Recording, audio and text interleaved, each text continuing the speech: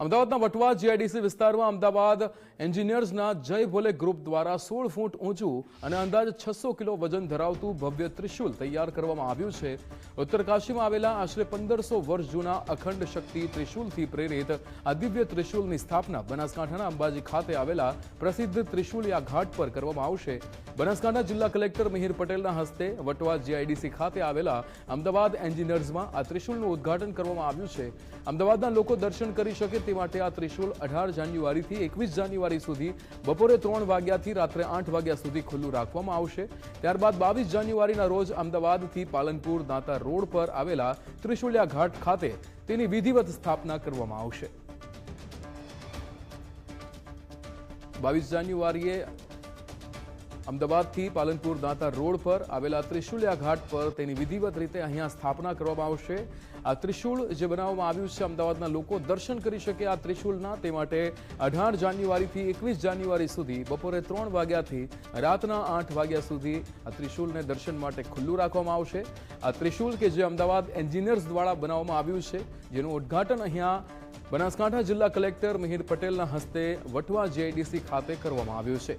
બનાસકાંઠાના અંબાજી ખાતે આવેલા પ્રસિદ્ધ ત્રિશુલિયા ઘાટ પર આ ત્રિશુલની સ્થાપના કરવામાં આવશે। આ દિવ્ય ત્રિશુલ જે બનાવવામાં આવ્યું છે અમદાવાદ એન્જિનિયર્સના ગ્રુપ દ્વારા।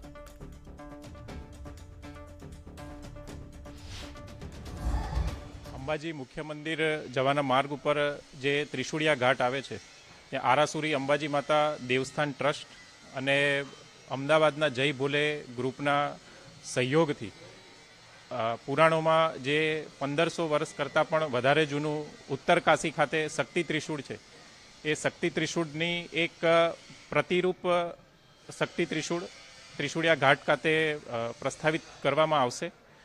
આ જે શક્તિ ત્રિશૂળ છે તે અંદાજિત 16 ફૂટ ઊંચું અને 600 કિલોગ્રામ વજનનું છે અને એનું નિર્માણ અહીંયા અમદાવાદ એન્જિનિયર્સ ખાતે જ કરવામાં આવ્યું છે।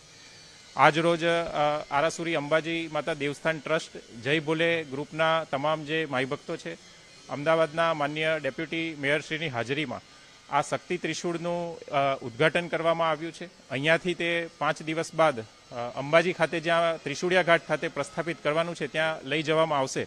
અને આ વખતે પણ જ્યારે અમે એવું ત્રિશુળ જોયું કે જે કોઈ જગ્યાએ નથી, ફક્ત એક જ જગ્યાએ જગદંબાએ સ્વયં જે દેવી મહાત્મ્યમાં જેનું વર્ણન છે કે જે દેવી મહાત્મ્યમાં એવું વર્ણન છે કે શિવે એના ત્રિશૂળમાંથી એક ત્રિશૂળ કાઢ્યું અને તે દુર્ગાને આપ્યું, જગદંબાને આપ્યું મહિષાસુરનો વધ કરવા માટે। તો ત્યારે અમે ઘણા બધા ત્રિશૂળ જોયા પણ એવું સેમ ત્રિશૂળ ક્યાંય નહોતું। તો એ 1500 વર્ષ જૂનું એવું સેમ ત્રિશૂળ અમે એટલે ત્રિશુલિયા ઘાટ કહેવાય કે જે જગ્યા ઉપર જે પુરાણોમાં પણ જે વર્ણન છે કે જે આપણે જગદંબાનું કરોડો વર્ષ જૂનું મંદિર છે આપણું, તો જેનું આપણે શાસ્ત્રમાં પણ વર્ણન છે, તો આપણે ત્રિશુલિયા ઘાટ ઉપર એ ત્રિશૂળ સ્થાપિત કરવાનો ત્યારે જ વિચાર આવી ગયો હતો।